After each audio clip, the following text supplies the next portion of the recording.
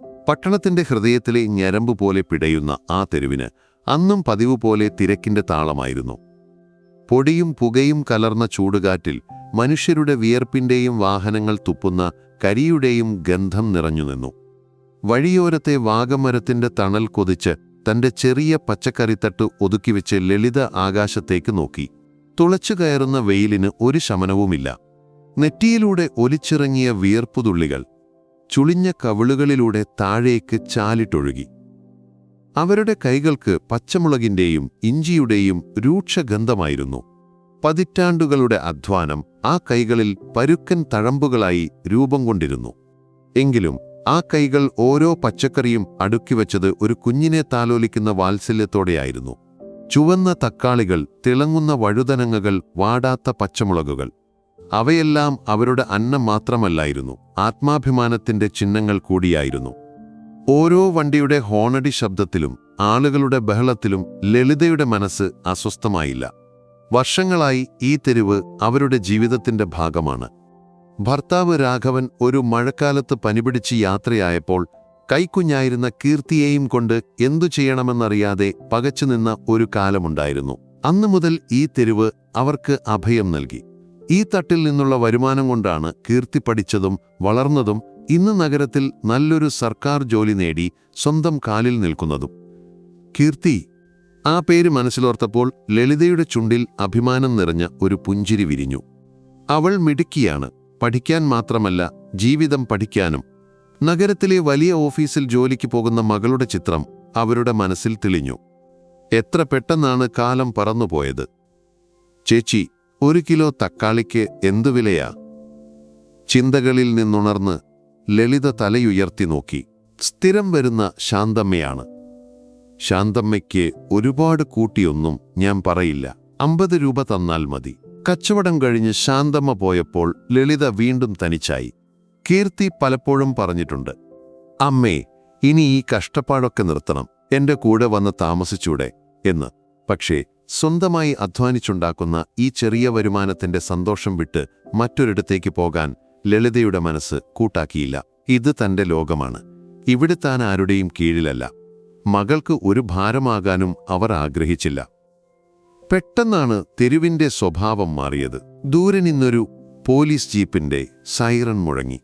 ആളുകൾക്കിടയിൽ ഒരു പരക്കമ്പാച്ചിലുണ്ടായി. വഴിയോരത്ത് തട്ടുകൾ വെച്ച കച്ചവടക്കാർ തിടുക്കത്തിൽ സാധനങ്ങൾ ഒതുക്കാൻ തുടങ്ങി. എന്താ കാര്യം? ലളിത അടുത്തുള്ള പൂക്കച്ചവടക്കാരിയോട് ചോദിച്ചു. ഏതോ മന്ത്രി വരുന്നുണ്ടെന്ന്, വേഗം തട്ടെടുത്ത് മാറ്റിക്കോ, അല്ലെങ്കിൽ പോലീസുകാരുടെ വായിലിരിക്കുന്നത് മുഴുവൻ കേൾക്കേണ്ടി വരും. ലളിതയ്ക്കും തിടുക്കമായി. അവർ പച്ചക്കറികൾ പെറുക്കി കൊട്ടയിലേക്ക് മാറ്റാൻ തുടങ്ങി. ഓരോന്നും ശ്രദ്ധയോടെ, കേടുപാടുകൾ വരാതെ. അവരുടെ ചലനങ്ങൾക്ക് പ്രായത്തിൻ്റെതായ ഒരു മെല്ലെപ്പോക്കുണ്ടായിരുന്നു. അപ്പോഴേക്കും പോലീസ് ജീപ്പ് അവർക്കരികിലായി നിർത്തി. അതിൽ നിന്നിറങ്ങി വന്ന SI രവീന്ദ്രന്റെ മുഖത്ത് അധികാരത്തിന്റെ ഗർവും ജോലിഭാരത്തിന്റെ അസഹിഷ്ണുതയും ഒരുപോലെ നിഴലിച്ചിരുന്നു. അയാളുടെ കണ്ണുകൾ ചുറ്റും പാഞ്ഞു. വഴി തടസ്സപ്പെടുത്തി നിൽക്കുന്ന ഓരോന്നിനെയും അയാൾ വെറുപ്പോടെ നോക്കി. എന്താടോ ഇത്? ചെവി കേൾക്കില്ലേ? എടുത്തു മാറ്റാൻ പറഞ്ഞത് കേട്ടില്ലേ? രവീന്ദ്രന്റെ ശബ്ദം ആ തെരുവിൽ മുഴങ്ങി. ലളിത അയാളെ ഭയത്തോടെ നോക്കി. ദാ സാറേ, എടുക്കുകയാ, ഒക്ക മിനിറ്റ്. അവരുടെ ശബ്ദം വിറച്ചിരുന്നു. പക്ഷേ ആ 1 മിനിറ്റ് കാത്തു നിൽക്കാൻ രവീന്ദ്രന് ക്ഷമയുണ്ടായിരുന്നില്ല. അയാളുടെ മേലുദ്യോഗസ്ഥൻ വയർലെസ്സിൽ അലറുന്നുണ്ടായിരുന്നു. ആ ദേഷ്യം മുഴുവൻ മുന്നിൽ നിൽക്കുന്ന നിസ്സഹായയായ ആ സ്ത്രീയുടെ നേരെ തിരിഞ്ഞു. നിങ്ങളെയൊന്നും പറഞ്ഞാൽ മനസ്സിലാവില്ല. അടുത്ത നിമിഷം ആരും പ്രതീക്ഷിക്കാത്തതാണ് സംഭവിച്ചത്. തന്റെ ബൂട്ടിട്ട കാൽ കൊണ്ട് SI രവീന്ദ്രൻ ലളിതയുടെ പച്ചക്കറിക്കൊട്ടയിൽ ആഞ്ഞൊരൊറ്റ ചവിട്ട്. ഠപ്പോ എന്ന ശബ്ദത്തോടെ പ്ലാസ്റ്റിക് കൊട്ട തെറിച്ചുപോയി. അതിലുണ്ടായിരുന്ന തക്കാളികളും വഴുതനങ്ങയും പച്ചമുളകുമെല്ലാം ടാർ റോഡിന്റെ കറുത്ത നെഞ്ചിലേക്ക് ചിതറിത്തെറിച്ചു. ചിലത് അതുവഴി പോയ വാഹനങ്ങളുടെ ചക്രങ്ങൾക്കടിയിൽപ്പെട്ട് ചതഞ്ഞരഞ്ഞു. ലളിതയുടെ ഒരു ദിവസത്തെ അധ്വാനവും പ്രതീക്ഷകളുമാണ് ആ ടാറിട്ട രാസ്തായർ ചതഞ്ഞരഞ്ഞത്. ഒരു നിമിഷത്തേക്ക് ലോകം നിശ്ചലമായതുപോലെ ലളിതയ്ക്ക് തോന്നി. തെരുവിലെ ബഹളങ്ങൾ നിലച്ചു. ആളുകൾ അവരെ തുറച്ചു നോക്കുന്നുണ്ടായിരുന്നു. ചിലരുടെ കണ്ണുകളിൽ സഹതാപം, മറ്റു ചിലരുടെ മുഖത്ത് ഭയം. കുറച്ചപ്പുറത്തു നിന്ന ഒരു ചെറുപ്പക്കാരൻ തന്റെ മൊബൈൽ ഫോൺ അവർക്ക് നേരെ തിരിച്ചുവെച്ചത് ലളിത കണ്ടില്ല. ഇനി മേലാൽ ഈ വഴിയിൽ കണ്ടുപോകരുത് എന്ന് അലറിക്കൊണ്ട് രവീന്ദ്രൻ തന്റെ ജീപ്പിലേക്ക് കയറിപ്പോയി. ലളിതയ്ക്ക് കരച്ചിൽ വന്നില്ല, വാക്കുകൾ തൊണ്ടയിൽ കുരുങ്ങി. അപമാനത്തിന്റെ കനത്ത ഭാരം അവരുടെ തോളിൽ അമർന്നു. ചുറ്റുമുള്ള കണ്ണുകൾ കൂരമ്പ് പോലെ അവരുടെ ഹൃദയത്തിൽ തറച്ചു. അവർ പതിയെ താഴേക്കിരുന്നു. ചതഞ്ഞരഞ്ഞ ഒരു തക്കാളിപ്പഴം കയ്യിലെടുത്തു. അതിൽ നിന്ന് ഒലിച്ചിറങ്ങിയ നീര് അവരുടെ കൈരേഖകളിലൂടെ ഒഴുകി ഭൂമിയിലേക്ക് ഇറ്റുവീണു. അത് വെറും തക്കാളി നീരായിരുന്നില്ല, ഒരമ്മയുടെ ആത്മാഭിമാനമായിരുന്നു. ആ നിമിഷം ആ തെരുവിൽ അവർ തനിച്ചായിരുന്നു, തികച്ചും തനിച്ച്. ആരും തുണയില്ലാത്തവളെപ്പോലെ തെരുവിന്റെ ബഹളങ്ങളിൽ നിന്ന് രക്ഷപ്പെട്ട് തന്റെ ചെറിയ വീട്ടിലെത്തിയപ്പോൾ ലളിതയെ പൊതിഞ്ഞത് ഭാരമുള്ള ഒരു നിശബ്ദതയായിരുന്നു. വാതിൽ ചാരിയതും പുറംലോകവുമായുള്ള ബന്ധം മുറിഞ്ഞതുപോലെ അവർക്ക് തോന്നി. പക്ഷേ മനസ്സിൽ സംഭവിച്ച മുറിവിന്റെ ഓർമ്മകൾ അടഞ്ഞ വാതിലിനുള്ളിലും അവരെ വേട്ടയാടി. അവർ കരഞ്ഞില്ല. കരയാൻ പോലുമാകാത്ത ഒരുതരം മരവിപ്പായിരുന്നു അത്. നേരെ അടുക്കളയിലേക്ക് നടന്നു. കൈകൾ വീണ്ടും വീണ്ടും സോപ്പിട്ട് കഴുകി. ടാറിട്ട റോഡിന്റെയും ചതഞ്ഞരഞ്ഞ പച്ചക്കറികളുടെയും ഗന്ധം തന്റെ കൈകളിൽ നിന്ന് പോകുന്നില്ലെന്ന് അവർക്ക് തോന്നി. മൂലയിൽ ഒടിഞ്ഞുകിടന്ന പച്ചക്കറിക്കൊട്ടയെ അവർ നോക്കാതിരിക്കാൻ ശ്രമിച്ചു. ഓരോ നോട്ടവും SI രവീന്ദ്രന്റെ ബൂട്ടിട്ട കാൽ നെഞ്ചിൽ ചവിട്ടുന്നതുപോലെ വേദനിപ്പിച്ചു. ആരും കണ്ടില്ലായിരുന്നെങ്കിൽ, ആരും അറിഞ്ഞില്ലായിരുന്നെങ്കിൽ. മനസ്സിൽ ഒരേ ചിന്തയായിരുന്നു. പക്ഷെ തെരുവിലെ ആ തുറിച്ച നോട്ടങ്ങൾ ഇപ്പോഴും അവരെ പൊള്ളിക്കുന്നുണ്ടായിരുന്നു. ഏറ്റവും വലിയ ഭയം കീർത്തിയെക്കുറിച്ചായിരുന്നു. അവളിത് അറിയരുത്, ഒരു കാരണവശാലും അറിയരുത്. തന്റെ മകൾക്ക് മുന്നിൽ താൻ ഒരിക്കലും ഇത്രയും നിസ്സഹായയായി കാണപ്പെടാൻ പാടില്ല. വിശപ്പില്ലായിരുന്നു. എന്നാലും എന്തെങ്കിലും കഴിച്ചെന്നു വരുത്താൻ അവർ കുറച്ച് കഞ്ഞിവെള്ളമെടുത്തു. ഓരോ ഇറക്കും തൊണ്ടയിൽ മുള്ളുപോലെ തടഞ്ഞു. അപമാനം വയറ്റിലെ തീയണച്ചു കളഞ്ഞിരുന്നു.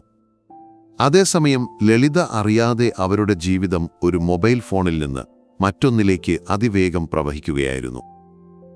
തൃശൂരിലെ പോലീസിന്റെ ധാർഷ്ട്യം എന്ന തലക്കെട്ടോടെ ആ വീഡിയോ വാട്സാപ്പ് ഗ്രൂപ്പുകളിൽ പറന്നു നടന്നു. ആദ്യം 100കളിൽ തുടങ്ങിയ കാഴ്ചക്കാരുടെ എണ്ണം മണിക്കൂറുകൾക്കുള്ളിൽ 10,000ങ്ങളും ലക്ഷങ്ങളുമായി. കമന്റുകളുടെ രൂപത്തിൽ സമൂഹം രണ്ടായി പിരിഞ്ഞു. പാവം ആ അമ്മ, ഇതൊന്നും ചോദിക്കാനും പറയാനും ആരുമില്ലേ? ഇമാതിരി പോലീസുകാരെയൊക്കെ സർവീസിൽ നിന്ന് പിരിച്ചുവിടണം. വഴിയോരത്ത് ഗതാഗതം തടസ്സപ്പെടുത്തി കച്ചവടം ചെയ്യുന്നതും ശരിയാണോ? കാര്യം എന്തുതന്നെയായാലും ഒരു സ്ത്രീയോട് ഇങ്ങനെ പെരുമാറാൻ പാടില്ല. ചർച്ചകൾ ചൂടുപിടിച്ചു.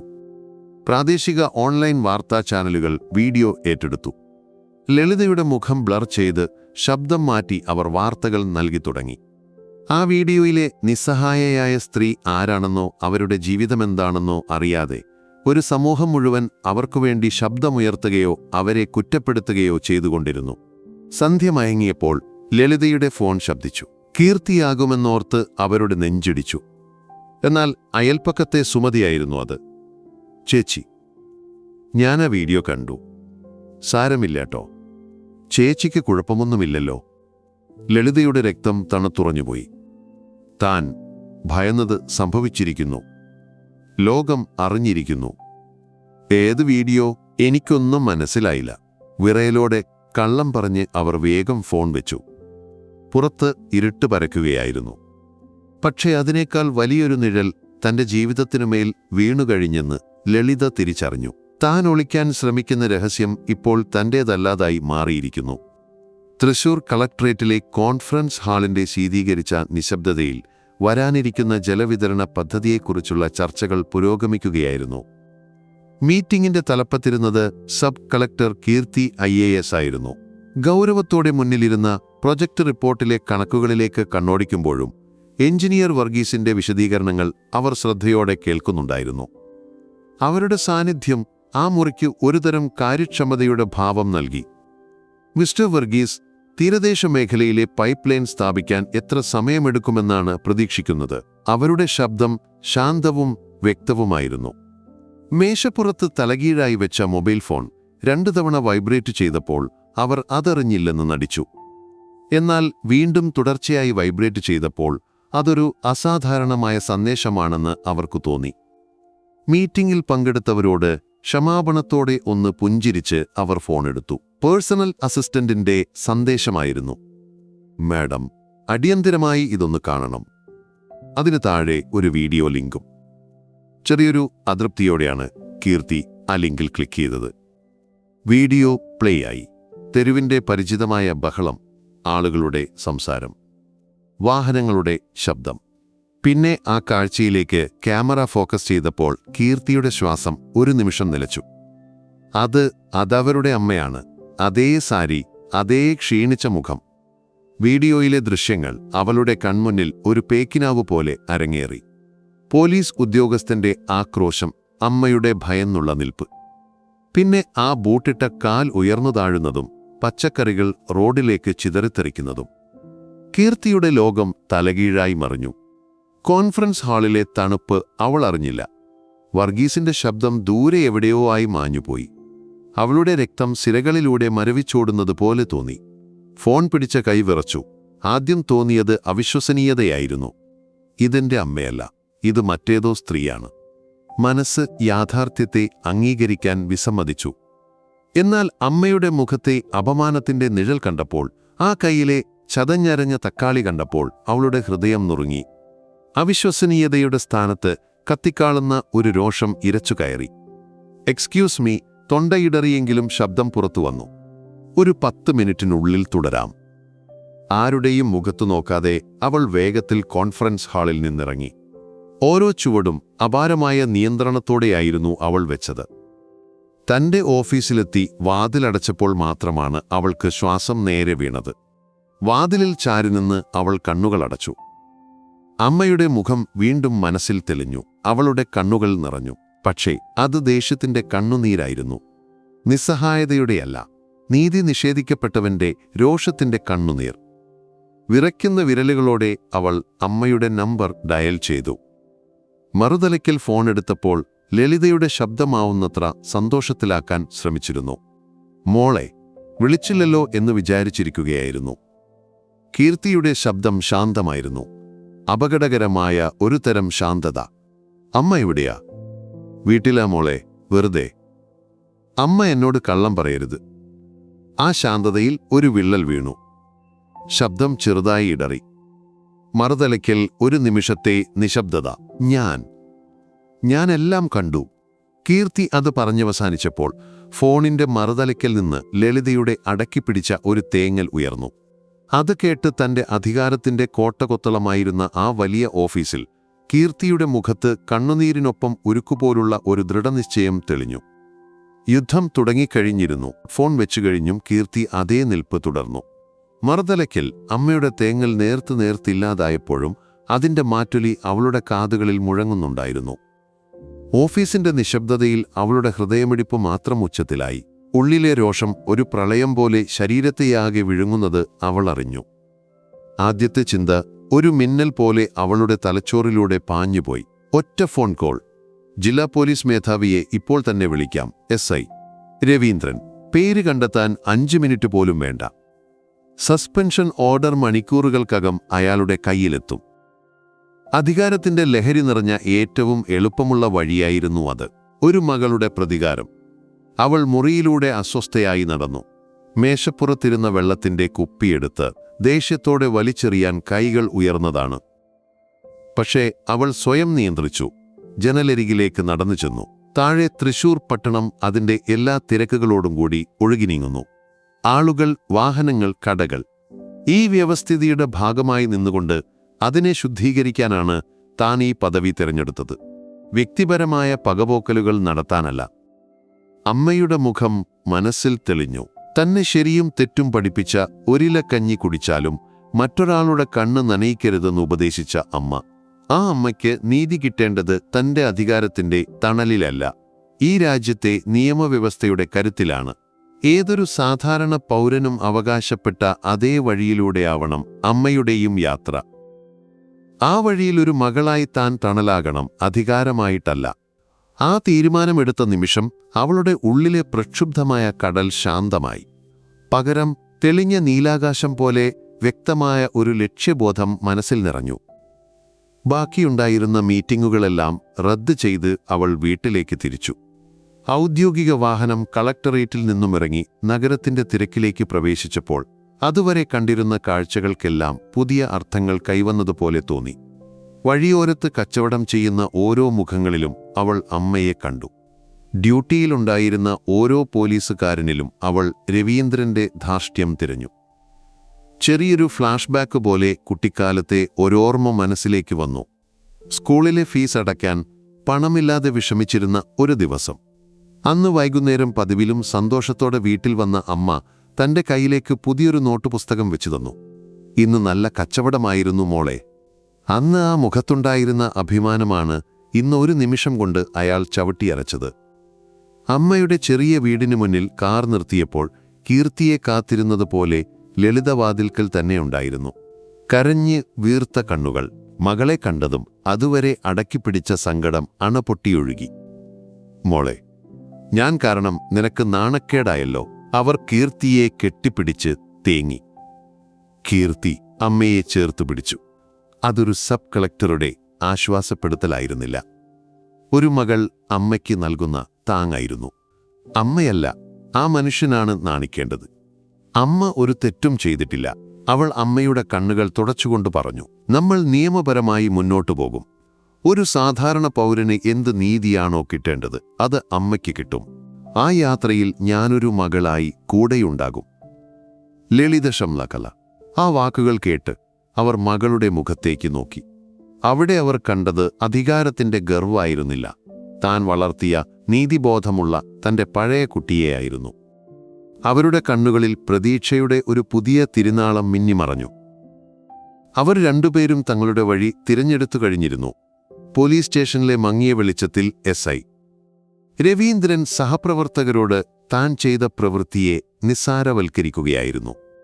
സ്റ്റേഷനകത്ത് ആ വൈറൽ വീഡിയോ തന്നെയായിരുന്നു പ്രധാന സംസാര വിഷയം. അതൊക്കെ എപ്പോഴും ഉള്ളതല്ലേ. ആ തള്ളയെ 2 വർത്തമാനം പറഞ്ഞില്ലെങ്കിൽ അവിടെ നിന്ന് മാറില്ല. അതിന്റെ മേലേന്ന് മേലുദ്യോഗസ്ഥരുടെ ചീത്തവിളി വേറെ. നമ്മുടെ പാട് ആർക്കറിയാം. അയാൾ ഒരു ചായക്കപ്പിൽ നിന്ന് ആവി പറക്കുന്ന ചായ ഊതിക്കുടിച്ചുകൊണ്ട് പറഞ്ഞു. അയാളുടെ മുഖത്ത് കുറ്റബോധത്തിന്റെ ഒരു കണിക പോലുമില്ലായിരുന്നു. ധാർഷ്ട്യം മാത്രം. എന്നാലും രവീന്ദ്ര അത് കുറച്ചു കൂടിപ്പോയി. ഒരു പാവം സ്ത്രീയെ. വീഡിയോ സോഷ്യൽ മീഡിയയിൽ നന്നായി ഓടുന്നുണ്ട്. കൂട്ടത്തിലുണ്ടായിരുന്ന ഒരു കോൺസ്റ്റബിൾ പറഞ്ഞു. ഓ പിന്നെ, ഇപ്പോഴത്തെ പിള്ളേരുടെ കയ്യിൽ ഒരു ഫോണുണ്ടെങ്കിൽ എന്തും ഷൂട്ട് ചെയ്ത് വൈറലാക്കും.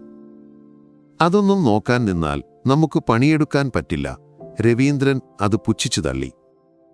അന്ന് രാത്രി വീട്ടിലെത്തിയപ്പോൾ അയാളെ കാത്തിരുന്നത് ഭാര്യയുടെ രൂക്ഷമായ നോട്ടമായിരുന്നു. അയൽപ്പക്കത്തെ വീട്ടിൽ നിന്നാണ് അവരും ആ വീഡിയോ കണ്ടത്. നിങ്ങൾക്ക് എങ്ങനെ തോന്നി ഒരു പാവം സ്ത്രീയോടിങ്ങനെ ചെയ്യാൻ? നമ്മുടെ അമ്മയുടെ പ്രായമില്ലേ അവർക്ക്? അവർ ദേഷ്യവും സങ്കടവും കലർന്ന സ്വരത്തിൽ ചോദിച്ചു. രവീന്ദ്രന്റെ അഹംഭാവം അവിടെയും ഉണർന്നു. നിനക്കൊന്നും അറിയില്ല. ജോലിയിലെ ടെൻഷൻ നിനക്ക് മനസ്സിലാവില്ല. നീ വെറുതെ ഇതിൽ തലയിടേണ്ട. അയാൾ അവരോട് കയർത്തു. പക്ഷേ ഭാര്യയുടെ ആ ചോദ്യം, നമ്മുടെ അമ്മയുടെ പ്രായമില്ലേ അവർക്ക്, അയാളുടെ ഉള്ളിൽ ഒരു ചെറിയ പോറലുണ്ടാക്കി. അയാൾ പുറമേ സമ്മതിച്ചില്ലെങ്കിലും ആ താരതമ്യം അയാളെ ചെറുതായി അസ്വസ്ഥനാക്കി. പിറ്റേന്ന് സ്റ്റേഷനിലെത്തിയപ്പോൾ സർക്കിൾ ഇൻസ്പെക്ടർ അയാളെ തന്റെ മുറിയിലേക്ക് വിളിപ്പിച്ചു. CIയുടെ മുഖം പതിവില്ലാതെ ഗൗരവത്തിലായിരുന്നു. രവീന്ദ്ര, താൻ ഇന്നലെ ആരുടെ കുട്ടയാണ് ചവിട്ടിത്തെറിപ്പിച്ചത് എന്നറിയുമോ? രവീന്ദ്രൻ നിസ്സാരഭാവത്തിൽ തോളനക്കി. ഏതോ ഒരു വഴിയോര കച്ചവടക്കാരിയായ തള്ളയുടെ. CI അയാളെ തുറച്ചു നോക്കി. എന്നിട്ട് പതുക്കെ ഓരോ വാക്കും ഊന്നി പറഞ്ഞു. ആ തള്ളയുടെ മകളാണ് നമ്മുടെ പുതിയ സബ് കളക്ടർ കീർത്തി മാഡം. ആ വാക്കുകൾ ഒരു ഇടിത്തീ പോലെയാണ് രവീന്ദ്രന്റെ തലയിൽ പതിച്ചത്. അയാളുടെ മുഖത്തെ ധാർഷ്ട്യം ഒരു നിമിഷം കൊണ്ട് അപ്രത്യക്ഷമായി. പകരം അവിടെ നിറഞ്ഞത് കനത്ത ഞെട്ടലും അവിശ്വസനീയതയുമായിരുന്നു. കാലിനടിയിലെ മണ്ണൊലിച്ചുപോകുന്നതുപോലെ അയാൾക്ക് തോന്നി. താൻ ആക്രമിച്ചത് വെറുമൊരു തെരുവുകച്ചവടക്കാരിയെയല്ല, തന്റെ മേലധികാരിയുടെ അമ്മയെയാണ്. അധികാരത്തിന്റെ സമവാക്യങ്ങൾ ഒരു നിമിഷം കൊണ്ട് തലകീഴായി മറിഞ്ഞിരിക്കുന്നു. തണുത്തുറഞ്ഞ ഭയം അയാളുടെ സിരകളിലൂടെ അരിച്ചു കയറി സർക്കിൾ ഇൻസ്പെക്ടറുടെ മുറിയിൽ നിന്ന് പുറത്തിറങ്ങുമ്പോൾ SI രവീന്ദ്രന്റെ കാലുകൾ നിലത്തുറയ്ക്കുന്നുണ്ടായിരുന്നില്ല. ശരീരം വിയർത്തു, തൊണ്ട വറ്റി വരണ്ടു. സബ് കളക്ടർ കീർത്തി മാഡം. ആ വാക്കുകൾ ഒരു ചുറ്റിക പോലെ തലയ്ക്കകത്ത് ആഞ്ഞടിച്ചുകൊണ്ടിരുന്നു. അയാളുടെ ഭയം ചെയ്ത തെറ്റിന്റെ ആഴത്തെക്കുറിച്ചായിരുന്നില്ല, വരാനിരിക്കുന്ന ഭവിഷ്യത്തുകളെക്കുറിച്ചായിരുന്നു. ജോലി പോകും, ഉറപ്പാണ്. സസ്പെൻഷൻ, ഡിപ്പാർട്ട്മെന്റൽ എൻക്വയറി, ചിലപ്പോൾ ഡിസ്മിസൽ വരെയാകാം. പെൻഷൻ, ലോൺ, കുട്ടികളുടെ പഠിപ്പ്, ഭാവിയെക്കുറിച്ചുള്ള ആകുലതകൾ ഒരു ഇരുമ്പു ചങ്ങല പോലെ അയാളെ വരിഞ്ഞു മുറുക്കി. നീ എന്തൊരു പണിയാ രവീന്ദ്ര കാണിച്ചത്? ആ വീഡിയോ കാരണം ഡിപ്പാർട്ട്മെന്റ് മൊത്തം നാണക്കേടിലായി. അതിന്റെ കൂടെയാണ് ഈ പുലിവാല്. നീ ഞങ്ങളെ എല്ലാവരെയും കൊണ്ടേ പോകൂ. സർക്കിൾ ഇൻസ്പെക്ടർ കൈമലർത്തി. അദ്ദേഹത്തിന്റെ ദേഷ്യം ലളിതയോട് കാണിച്ച അനീതിയോടായിരുന്നില്ല, രവീന്ദ്രൻ ഡിപ്പാർട്ട്മെന്റിന് വരുത്തിവെച്ച ചീത്തപ്പേരിനോടായിരുന്നു. എങ്ങനെയും ഇതിൽ നിന്നൊന്ന് രക്ഷപ്പെടണം.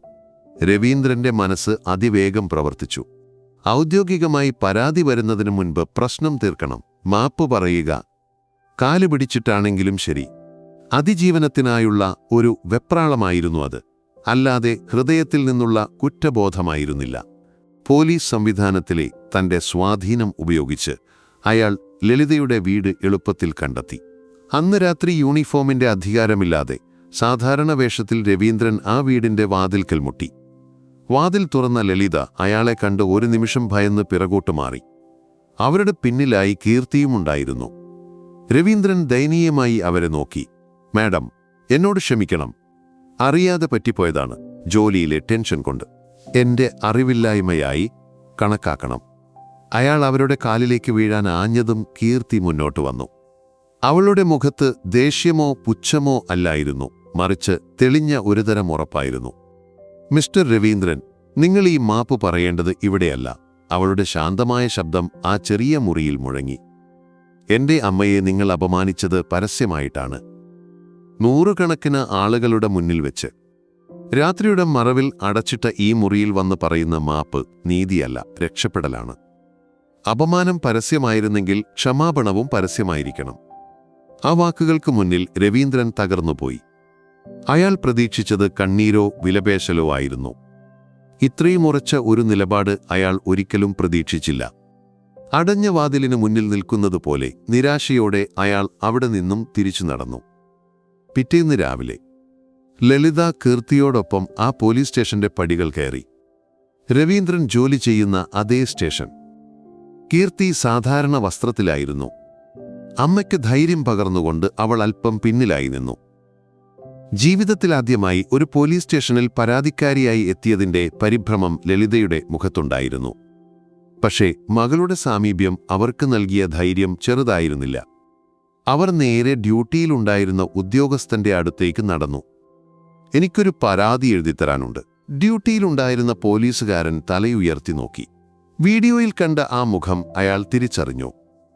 അയാളുടെ നോട്ടം അറിയാതെ സർക്കിൾ ഇൻസ്പെക്ടറുടെ മുറിക്ക് നേരെ പാളിപ്പോയി. സ്റ്റേഷനകത്ത് ഒരു നിമിഷം നിശബ്ദത തളം കെട്ടി. ഔദ്യോഗികമായ യുദ്ധം തുടങ്ങുകയായിരുന്നു. ലളിതയുടെ ആവശ്യം കേട്ടതും ഡ്യൂട്ടിയിലുണ്ടായിരുന്ന പോലീസുകാരന്റെ മുഖത്ത് ഒരുതരം മടുപ്പ് നിറഞ്ഞു. അയാൾ ഒത്തുതീർപ്പിന് ശ്രമിച്ചു. ചേച്ചി, അതൊക്കെ സംസാരിച്ചു തീർക്കാവുന്ന വിഷയമല്ലേ? S I.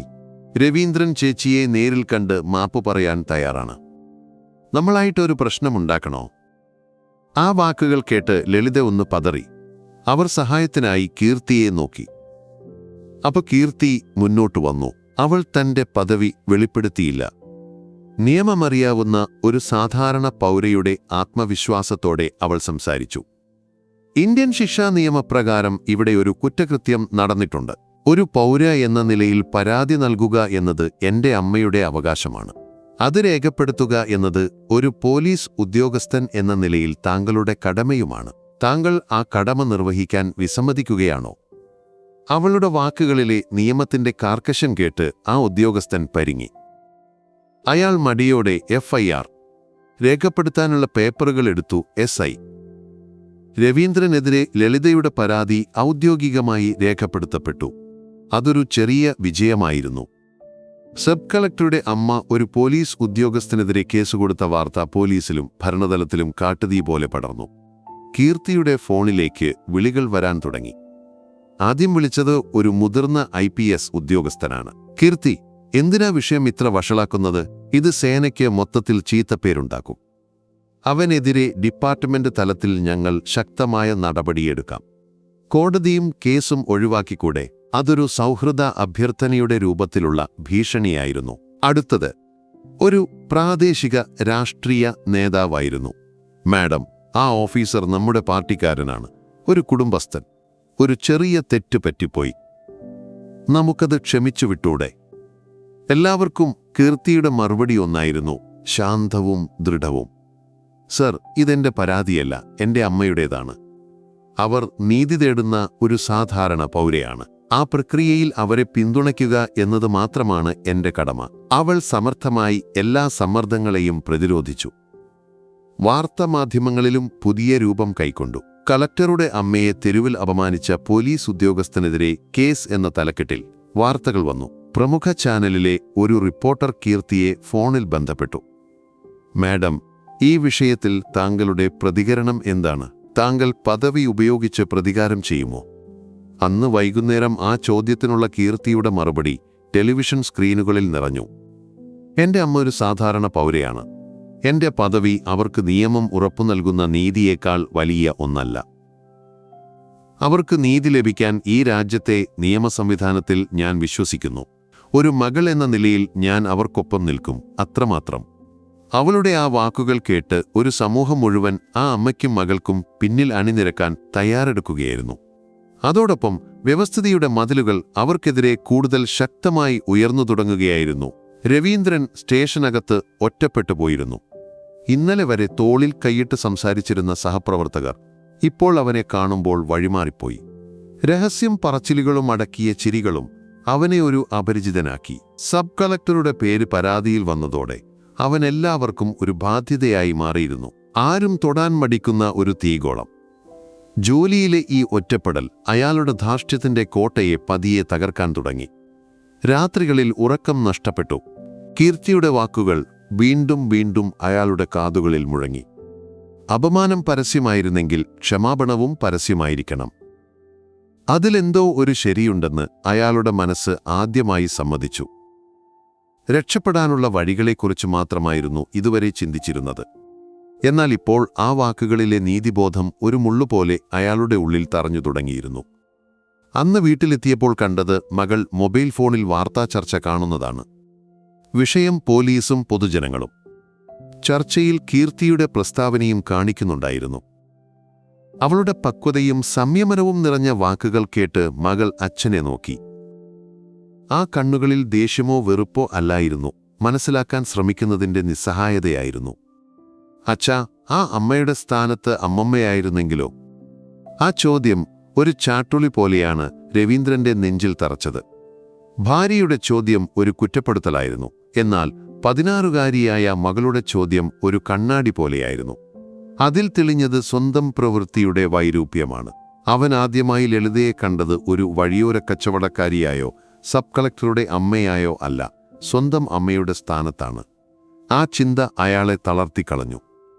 മുറിയിൽ കയറി വാതിലടച്ച രവീന്ദ്രൻ കണ്ണാടിക്ക് മുന്നിൽ പോയി നിന്നു. ദേഹത്തെ കാക്കി യൂണിഫോമിലേക്ക് അയാൾ വെറുപ്പോടെ നോക്കി. ജനങ്ങളെ സംരക്ഷിക്കേണ്ടവൻ എങ്ങനെയാണ് അവരെ ചവിട്ടിമെതിക്കുന്നവനായത്? എന്തിനായിരുന്നു താൻ ഈ ജോലി തിരഞ്ഞെടുത്തത്? ആദർശങ്ങളെല്ലാം എവിടെയാണ് നഷ്ടപ്പെട്ടു പോയത്? കണ്ണാടിയിലെ പ്രതിബിംബം അയാളെ നോക്കി പല്ലിളിക്കുന്നത് പോലെ തോന്നി. അയാൾ ഫോണെടുത്ത് ആ വൈറൽ വീഡിയോ ഒരിക്കൽ കൂടി കണ്ടു. ഇത്തവണ കണ്ടത് ഒരു പ്രതിയുടെ കണ്ണിലൂടെയല്ല, ഒരു കാഴ്ചക്കാരന്റെ കണ്ണിലൂടെയാണ്. ലളിതയുടെ മുഖത്തെ ഭയവും നിസ്സഹായതയും, റോഡിൽ ചിതറിയ പച്ചക്കറികൾ, സ്വന്തം ശബ്ദത്തിലെ അധികാരത്തിന്റെ അഹങ്കാരം. ഓരോ ദൃശ്യവും അയാളുടെ ഉള്ളിൽ കുറ്റബോധത്തിന്റെ തീ കോരിയിട്ടു. ആദ്യമായി അയാളുടെ കണ്ണുകൾ നനഞ്ഞു. ആ ഇരുട്ടിലിരുന്ന് ഫോണിന്റെ വെളിച്ചത്തിൽ രവീന്ദ്രന്റെ മുഖത്ത് മാനസാന്തരത്തിന്റെ ആദ്യത്തെ വെളിച്ചം വീണു. കീർത്തിയുടെ പരസ്യമായ നിലപാട് പോലീസ് ഡിപ്പാർട്ട്മെന്റിനു മുകളിൽ വലിയ സമ്മർദ്ദമാണ് സൃഷ്ടിച്ചത്. വിഷയം ഇപ്പോൾ ഒരു ഒത്തുതീർപ്പിലൂടെ അവസാനിപ്പിക്കാനാവില്ലെന്ന് അവർക്ക് ബോധ്യമായി. പൊതുജനങ്ങളും മാധ്യമങ്ങളും ഓരോ നീക്കവും സൂക്ഷ്മമായി നിരീക്ഷിക്കുകയാണ്. ജില്ലാ പോലീസ് മേധാവി ഉയർന്ന ഉദ്യോഗസ്ഥരുടെ ഒരു മീറ്റിംഗ് വിളിച്ചു. "We cannot afford A cover up," അദ്ദേഹം കർശനമായി പറഞ്ഞു. "ഈ കേസ് അന്വേഷിക്കാൻ ഡിപ്പാർട്ട്മെന്റിലെ ഏറ്റവും സത്യസന്ധനായ ഉദ്യോഗസ്ഥനെ തന്നെ ഏൽപ്പിക്കണം. അന്വേഷണം സുതാര്യമായിരിക്കണം. ആ ദൗത്യം വന്നെത്തിയത് ഡിവൈഎസ്പി മാത്യു കുര്യന്റെ കൈകളിലാണ്. കറപുരളാത്ത സേവന പാരമ്പര്യവും രാഷ്ട്രീയ സമ്മർദ്ദങ്ങൾക്ക് വഴങ്ങാത്ത പ്രകൃതവും കാരണം ഡിപ്പാർട്ട്മെന്റിൽ എല്ലാവരും ബഹുമാനിക്കുന്ന വ്യക്തിത്വം. Mathew, I want this handled by the book, no corners cut. The department's reputation is at stake, police മേധാവി പറഞ്ഞു. ഡിവൈഎസ്പി മാത്യു കുര്യൻ തന്റെ അന്വേഷണം ആരംഭിച്ചത് രവീന്ദ്രനെ ചോദ്യം ചെയ്തുകൊണ്ടായിരുന്നില്ല. അദ്ദേഹം ആദ്യം പോയത് പരാതിക്കാരിയായ ലളിതയെ കാണാനായിരുന്നു. ഒരു പോലീസ് ഉദ്യോഗസ്ഥന്റെ ഗൗരവത്തോടെയല്ല, മറിച്ച് ഒരു സാധാരണക്കാരന്റെ വേഷത്തിൽ അവരുടെ വീട്ടിലേക്കാണ് അദ്ദേഹം ചെന്നത്. കീർത്തിയും ആ സമയം അമ്മയോടൊപ്പമുണ്ടായിരുന്നു. മുതിർന്ന ഒരു പോലീസ് ഉദ്യോഗസ്ഥനെ കണ്ടപ്പോൾ ലളിത ആദ്യമൊന്നു ഭയന്നു. എന്നാൽ മാത്യു കുര്യന്റെ പെരുമാറ്റം സൗമ്യവും ബഹുമാനം നിറഞ്ഞതുമായിരുന്നു. അമ്മ, അന്ന് നടന്ന കാര്യങ്ങൾ പേടിക്കാതെ പറയണം. അമ്മയുടെ വാക്കാണ് ഞങ്ങൾക്ക് പ്രധാനം. ഒരു സമ്മർദ്ദവും ഉണ്ടാകില്ല. എനിക്കതിൻ്റെ ഉറപ്പു തരാൻ കഴിയും, അദ്ദേഹം പറഞ്ഞു. അദ്ദേഹത്തിന്റെ സമീപനം ലളിതയ്ക്ക് ധൈര്യം നൽകി. മകളുടെ സാന്നിധ്യത്തിൽ അവർ സംഭവിച്ച കാര്യങ്ങൾ ഒന്നൊഴിയാതെ വിവരിച്ചു. അതിൽ അതിശയോക്തിയോ നാടകീയതയോ ഉണ്ടായിരുന്നില്ല. ഒരു സാധാരണ സ്ത്രീക്ക് നേരിടേണ്ടി വന്ന അപമാനത്തിന്റെ നേർസാക്ഷ്യം. ലളിത സംസാരിക്കുമ്പോൾ ഒരു ഇരയുടെ സ്ഥാനത്തു നിന്നും അവർ തന്റേടമുള്ള ഒരു സാക്ഷിയായി മാറുകയായിരുന്നു. പോകുമ്പോൾ മാത്യു കുര്യൻ കീർത്തിയോട് പറഞ്ഞു, മാഡം സിസ്റ്റത്തിൽ വിശ്വസിച്ചത് വെറുതെ ആവില്ല. ആ വിശ്വാസം കാക്കാൻ ഞങ്ങൾ ശ്രമിക്കും. ആ വാക്കുകൾ ഒരു പ്രതീക്ഷയായിരുന്നു. വ്യവസ്ഥിതിക്കുള്ളിൽ തന്നെ നീതിയുടെ പക്ഷത്തു നിൽക്കുന്നവരുമുണ്ടെന്ന പ്രതീക്ഷ. ദിവസങ്ങൾക്ക് ശേഷം ലളിത വീണ്ടും തന്റെ കച്ചവട സ്ഥലത്തേക്ക് തിരികെയെത്തി. അത് നിശബ്ദമായ ഒരു ചെറുത്തുനിൽപ്പായിരുന്നു. തന്റെ ഇടം തിരിച്ചുപിടിക്കാനുള്ള ശ്രമം. എന്നാൽ ഇത്തവണ അവരെ വരവേറ്റത് തുറിച്ചുനോട്ടങ്ങളായിരുന്നില്ല, ബഹുമാനം നിറഞ്ഞ പുഞ്ചിരികളായിരുന്നു.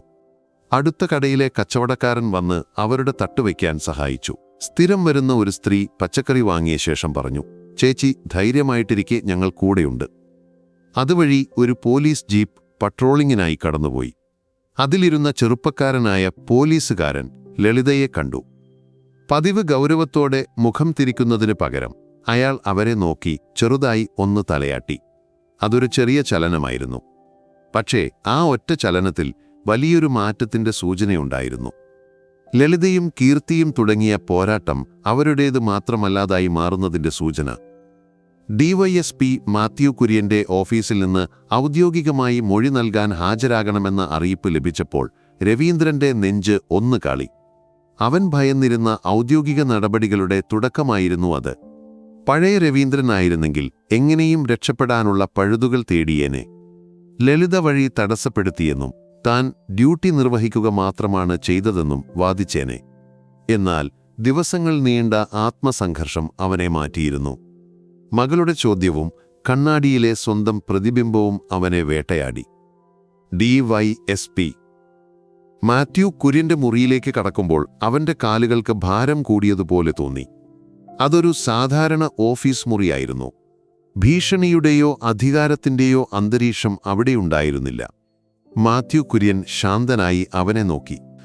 രവീന്ദ്രൻ, FIR വ്യക്തമാണ്, വീഡിയോയും വ്യക്തമാണ്. എനിക്ക് കേൾക്കേണ്ടത് നിങ്ങളുടെ ഭാഗമാണ്. യഥാർത്ഥത്തിൽ എന്താണ് സംഭവിച്ചത്? രവീന്ദ്രൻ ഒരു നിമിഷം കണ്ണടച്ചു. കള്ളം പറഞ്ഞ് രക്ഷപ്പെടാനുള്ള അവസാന അവസരമാണിതെന്ന് അവന്റെ മനസ്സ് മന്ത്രിച്ചു. പക്ഷേ ആ ശബ്ദത്തെ മറ്റൊന്ന് അതിജീവിച്ചു. സത്യം പറയുന്നതിലൂടെ മാത്രം ലഭിക്കുന്ന ഒരുതരം ആത്മശാന്തിക്കു വേണ്ടി അവന്റെ ഉള്ളു തുടിച്ചു. അവൻ ഡിവൈഎസ്പിയെ നേരെ നോക്കി. സർ, വീഡിയോയിൽ കാണുന്നത് സത്യമാണ്. അവൻ നിർത്തിയില്ല. എന്റെ ദേഷ്യം, ജോലിയിലെ പ്രഷർ, എല്ലാം ഞാൻ ആ പാവം സ്ത്രീയുടെ മേൽ തീർക്കുകയായിരുന്നു. എന്റെ ഭാഗത്താണ് തെറ്റ്, പൂർണ്ണമായും എന്റെ തെറ്റാണ്. അവൻ ഒഴികഴിവുകൾ പറഞ്ഞില്ല, തന്റെ പ്രവൃത്തിയെ ന്യായീകരിക്കാൻ ശ്രമിച്ചില്ല. ഒരു കുറ്റവാളിയുടെ പതർച്ചയോടെയല്ല, മറിച്ച് തെറ്റ് സമ്മതിക്കുന്ന ഒരു മനുഷ്യന്റെ എല്ലാ ദൗർബല്യത്തോടെയുമാണ് അവൻ സംസാരിച്ചത്. ആ ഏറ്റുപറച്ചിലിൽ ആത്മാർത്ഥതയുണ്ടെന്ന് വർഷങ്ങളുടെ അനുഭവസമ്പത്തുള്ള മാത്യു കുര്യന് മനസ്സിലായി. നിങ്ങളുടെ മൊഴി രേഖപ്പെടുത്തിയിട്ടുണ്ട്, നിയമം അതിന്റെ വഴിക്കു പോകും. നടപടിക്രമങ്ങളുടെ ഭാഗമായി അന്വേഷണം പൂർത്തിയാകുന്നതുവരെ നിങ്ങളെ സർവീസിൽ നിന്ന് സസ്പെൻഡ് ചെയ്യുകയാണ്. ഡിവൈഎസ്പിയുടെ ഓഫീസിൽ നിന്ന് പുറത്തിറങ്ങുമ്പോൾ രവീന്ദ്രൻ ഔദ്യോഗികമായി സസ്പെൻഷനിലായിരുന്നു. അധികാരമില്ല, യൂണിഫോമില്ല. അവൻ തോറ്റുപോയവനെപ്പോലെ തലകുനിക്കേണ്ടതായിരുന്നു. എന്നാൽ വിചിത്രമെന്നു പറയട്ടെ, ആഴ്ചകൾക്കു ശേഷം ആദ്യമായി അവന്റെ മനസ്സ് ശാന്തമായിരുന്നു. പിടിക്കപ്പെടുമോ എന്ന ഭയം ഒഴിഞ്ഞുപോയിരിക്കുന്നു. സത്യം പറഞ്ഞതിലൂടെ ലഭിച്ച ഒരുതരം നിർമ്മലത അവനെ പൊതിഞ്ഞു. അവൻ പൂർണ്ണമായും മോചിതനായിരുന്നില്ല, പക്ഷേ ആ വഴിയിലെ ആദ്യത്തെ ചുവടുവെപ്പ് നടത്തിയിരുന്നു. പുറത്തിറങ്ങി ആകാശത്തേക്ക് നോക്കുമ്പോൾ അവന്റെ മുഖത്ത് ഭയമായിരുന്നില്ല, വിചിത്രമായ ഒരുതരം വ്യക്തതയായിരുന്നു. വരാനിരിക്കുന്ന എന്ത് പ്രത്യാഘാതത്തെയും നേരിടാൻ അവൻ തയ്യാറായിരുന്നു. .s.i രവീന്ദ്രന്റെ സസ്പെൻഷൻ വാർത്തയായതോടെ വിഷയത്തിന് പുതിയൊരു രാഷ്ട്രീയ മാനം കൈവന്നു. കീർത്തിയെ സമീപിച്ച് പരാജയപ്പെട്ട പ്രാദേശിക രാഷ്ട്രീയ നേതാവ് ഇതിനെ ഒരു അവസരമായി കണ്ടു. അയാൾക്ക് ലളിതയോടോ രവീന്ദ്രനോടോ പ്രത്യേക മമതയൊന്നും ഉണ്ടായിരുന്നില്ല. പക്ഷേ സസ്പെൻഡ് ചെയ്യപ്പെട്ട ഒരു പോലീസുകാരൻ തന്റെ മണ്ഡലത്തിലെ വോട്ടറാണ് എന്ന ചിന്ത അയാളുടെ രാഷ്ട്രീയ ബുദ്ധിയെ ഉണർത്തി. അയാൾ മാധ്യമങ്ങളെ വിളിച്ചുകൂട്ടി. ഒരു സാധാരണ പോലീസുകാരനെ ഒരു IAS ഉദ്യോഗസ്ഥ വേട്ടയാടുന്നു. കീഴ്ജീവനക്കാരന്റെ മേൽ അധികാരം ഉപയോഗിച്ച് പ്രതികാരം വീട്ടുകയാണ്. ഇത് അധികാര ദുർവിനിയോഗമാണ്. ഈ പ്രസ്താവന സമൂഹത്തിൽ ഒരു പുതിയ ചർച്ചയ്ക്ക് തീകൊളുത്തി. അതോടെ ലളിതയുടെ നീതിക്ക് വേണ്ടിയുള്ള പോരാട്ടത്തിന് ഒരു പ്രതികാരത്തിന്റെ നിറം നൽകാൻ ചിലർ ശ്രമിച്ചു തുടങ്ങി. ഈ രാഷ്ട്രീയ മുതലെടുപ്പുകൾ കീർത്തി ശ്രദ്ധിക്കുന്നുണ്ടായിരുന്നു. അമ്മയുടെ കേസ് നിയമപരമായി മുന്നോട്ടു പോകുമ്പോഴും യഥാർത്ഥ പ്രശ്നം പരിഹരിക്കപ്പെടുന്നില്ലെന്ന് അവൾ തിരിച്ചറിഞ്ഞു. പോലീസും പൊതുജനങ്ങളും തമ്മിലുള്ള അകലം, ഉദ്യോഗസ്ഥർ അനുഭവിക്കുന്ന മാനസിക സമ്മർദ്ദം, സഹാനുഭൂതിയുടെ കുറവ്, ഇതൊക്കെയാണ് യഥാർത്ഥ കാരണങ്ങൾ. രവീന്ദ്രനെ മാത്രം ശിക്ഷിക്കുന്നത് ഒരു രോഗത്തിന്റെ ലക്ഷണം മാത്രം ചികിത്സിക്കുന്നത് പോലെയാണ്. രോഗത്തെയാണ് ഭേദമാക്കേണ്ടത്. അവൾ തന്റെ പദവി ക്രിയാത്മകമായി ഉപയോഗിക്കാൻ തീരുമാനിച്ചു. പ്രതികാരത്തിനല്ല, പരിഷ്കാരത്തിനു വേണ്ടി. അവൾ ഒരു പദ്ധതിയുടെ രൂപരേഖ തയ്യാറാക്കി. പ്രോജക്റ്റ് മൈത്രി, പോലീസും സമൂഹവും, ഒരു സംവേദന പരിപാടി. താഴേക്കിടയിലുള്ള പോലീസ് ഉദ്യോഗസ്ഥർക്ക് ആശയവിനിമയത്തിലും മാനസിക സമ്മർദ്ദം കുറയ്ക്കുന്നതിലും സഹാനുഭൂതിയോടെ പെരുമാറുന്നതിലും കൃത്യമായ പരിശീലനം നൽകുക. വഴിയോരക്കച്ചവടക്കാർ പോലുള്ള ദുർബലരായ വിഭാഗങ്ങളുമായി നല്ല ബന്ധം സ്ഥാപിക്കുക. അതായിരുന്നു പദ്ധതിയുടെ കാതൽ. അമ്മയുടെ കേസിനെക്കുറിച്ച് സംസാരിക്കാനല്ല, ഈ പുതിയ പദ്ധതി അവതരിപ്പിക്കാനായി. അവൾ ജില്ലാ പോലീസ് മേധാവിയുമായി ഒരു മീറ്റിംഗിന് സമയം ചോദിച്ചു. വ്യക്തിപരമായ ഒരു പ്രശ്നത്തിൽ നിന്ന് വ്യവസ്ഥിതിയെ മെച്ചപ്പെടുത്താനുള്ള ഒരു ദൗത്യത്തിലേക്ക് അവൾ സ്വയം വളരുകയായിരുന്നു. ജില്ലാ പോലീസ് മേധാവിയുടെ ഓഫീസിൽ വെച്ച് കീർത്തി തന്റെ പദ്ധതി വിശദീകരിച്ചു. അദ്ദേഹം അത്ഭുതത്തോടെയും ആദരവോടെയുമാണ് അത് കേട്ടിരുന്നത്. ആ സമയത്ത് കേസിന്റെ പുരോഗതി അറിയിക്കാനായി ഡിവൈഎസ്പി മാത്യു കുര്യനും അവിടേക്ക് വന്നു. പോലീസ് മേധാവി ആ പ്രപ്പോസൽ മാത്യു കുര്യന് നേരെ നീട്ടി. മാത്യു, ഇതൊന്നു നോക്കൂ. സബ് കളക്ടർ മാഡം ചർച്ച ചെയ്യാനായി വന്ന വിഷയമാണിത്. പ്രപ്പോസലിലൂടെ കണ്ണോടിച്ച മാത്യു കുര്യൻ ആദരവോടെ കീർത്തിയെ നോക്കി. ദിസ് ഈസ് എക്സലന്റ് സർ, ഇതാണ് നമുക്കാവശ്യം. ആ മുറിയിൽ ഒരു പുതിയ സഖ്യം രൂപപ്പെടുകയായിരുന്നു. ജില്ലാ പോലീസ് മേധാവി, നീതിമാനായ അന്വേഷണ ഉദ്യോഗസ്ഥൻ, പരിഷ്കരണത്തിന് തുടക്കമിട്ട യുവ IAS ഓഫീസർ. അവർക്ക് മുന്നിലുണ്ടായിരുന്നത് ഒരു വ്യക്തിയുടെ തെറ്റായിരുന്നില്ല, ഒരു വ്യവസ്ഥിതിക്ക് ആവശ്യമായ തിരുത്തലായിരുന്നു. കഥ വ്യക്തിപരമായ ഒരു നീതിയുടെ പോരാട്ടത്തിൽ നിന്ന് ഒരു സാമൂഹിക മാറ്റത്തിനുള്ള ദൗത്യമായി വളരുകയായിരുന്നു. പ്രോജക്റ്റ് മൈത്രിക്ക് ജില്ലാ പോലീസ് മേധാവിയുടെ ഓഫീസിൽ ഔദ്യോഗികമായി അംഗീകാരം ലഭിച്ചു. കീർത്തിയുടെ ആശയം ഒരു പ്രതിസന്ധിയെ ക്രിയാത്മകമായി നേരിടാനുള്ള മാർഗമായി മേലുദ്യോഗസ്ഥർ കണ്ടു. തൃശൂർ സിറ്റിയിൽ ഒരു പൈലറ്റ് പ്രോജക്റ്റായി അത് നടപ്പിലാക്കാൻ തീരുമാനമായി. ഡിവൈഎസ്പി മാത്യു കുര്യന് അതിന്റെ മേൽനോട്ട ചുമതലയും നൽകി. കീർത്തിയുടെ പോരാട്ടം വ്യക്തിപരമായ തലത്തിൽ നിന്ന് ഔദ്യോഗികമായ ഒരു പരിഷ്കരണത്തിലേക്ക് വഴിമാറുകയായിരുന്നു. അതേസമയം സസ്പെൻഷനിലായി വീട്ടിലിരിക്കുന്ന രവീന്ദ്രൻ ഈ വാർത്തകളെല്ലാം അറിയുന്നുണ്ടായിരുന്നു. ഒരു വശത്ത് രാഷ്ട്രീയ നേതാവ് തനിക്കുവേണ്ടി മുതലക്കണ്ണീരൊഴുക്കി പ്രസ്താവനകൾ ഇറക്കുന്നു. മറുവശത്ത് താൻ അപമാനിച്ച സ്ത്രീയുടെ മകൾ പോലീസുകാർക്ക് മുഴുവൻ വേണ്ടിയുള്ള ഒരു നല്ല പദ്ധതിക്ക് രൂപം നൽകുന്നു. ആ താരതമ്യം അയാളുടെ ഉള്ളിൽ ഒരു ഇടിത്തിയായി പതിച്ചു. കീർത്തിക്ക് തന്നോട് വ്യക്തിപരമായ പ്രതികാരമായിരുന്നില്ല ലക്ഷ്യമെന്ന് അയാൾ തിരിച്ചറിഞ്ഞു. അവൾ ശരിയാക്കാൻ ശ്രമിക്കുന്നത് തന്നെപ്പോലുള്ള ഉദ്യോഗസ്ഥരെ സൃഷ്ടിക്കുന്ന വ്യവസ്ഥിതിയുടെ പിഴവുകളെയാണ്. തന്റെ സ്വകാര്യമായ ഏറ്റുപറച്ചിൽ ഡിവൈഎസ്പിയോട് മാത്രമായിരുന്നു. പക്ഷേ കീർത്തി പറഞ്ഞ വാക്കുകൾ ശരിയായിരുന്നു. അപമാനം പരസ്യമായിരുന്നു. അതിന്റെ കടം വീട്ടേണ്ടതും പരസ്യമായി തന്നെയാണ്. അത് തന്റെ ജോലി തിരിച്ചു കിട്ടാനായിരുന്നില്ല. നഷ്ടപ്പെട്ടുപോയ അരുഹ ബിബേക്കേര നല്ല മനസാക്ഷിക്ക് വേണ്ടിയായിരുന്നു. എനിക്കൊരു കാര്യം ചെയ്യാനുണ്ട്, എന്റെ സമാധാനത്തിനു വേണ്ടി അയാൾ ഭാര്യയോട് പറഞ്ഞു. അവരുടെ മുഖത്ത് ആശങ്ക നിഴലിച്ചുവെങ്കിലും അവർ തടഞ്ഞില്ല. അടുത്ത ദിവസം ഉച്ചയ്ക്ക് ലളിതയുടെ കച്ചവടത്തറ നിലനിന്നിരുന്ന അതേ തെരുവിലേക്ക് രവീന്ദ്രൻ നടന്നു ചെന്നു. യൂണിഫോമിന്റെ അധികാരമില്ലാതെ ഒരു സാധാരണ മനുഷ്യനായി. കുറച്ചു ദിവസത്തെ ഇടവേളയ്ക്ക് ശേഷം ലളിത വീണ്ടും അവിടെ തന്റെ തട്ടുമായി ഇരിപ്പുറപ്പിച്ചിരുന്നു. രവീന്ദ്രൻ നേരെ അവരുടെ അടുത്തേക്ക് നടന്നു. അവനെ കണ്ടതും അടുത്തുള്ള കച്ചവടക്കാരും സാധനം വാങ്ങാൻ നിന്നവരും ഒരുപോലെ നിശബ്ദരായി. ഒരുതരം പിരിമുറുക്കം ആ അന്തരീക്ഷത്തിൽ നിറഞ്ഞു. അയാൾ വീണ്ടും പ്രശ്നമുണ്ടാക്കാൻ വന്നതാണോ എന്ന് ചിലർ ഭയന്നു. എന്നാൽ രവീന്ദ്രൻ ലളിതയുടെ മുന്നിൽ തലകുനിച്ചു നിന്നു. അവന്റെ ശബ്ദം നേർത്തതായിരുന്നു, പക്ഷേ ചുറ്റുമുള്ളവർക്ക് കേൾക്കാൻ പാകത്തിൽ വ്യക്തമായിരുന്നു. അമ്മേ.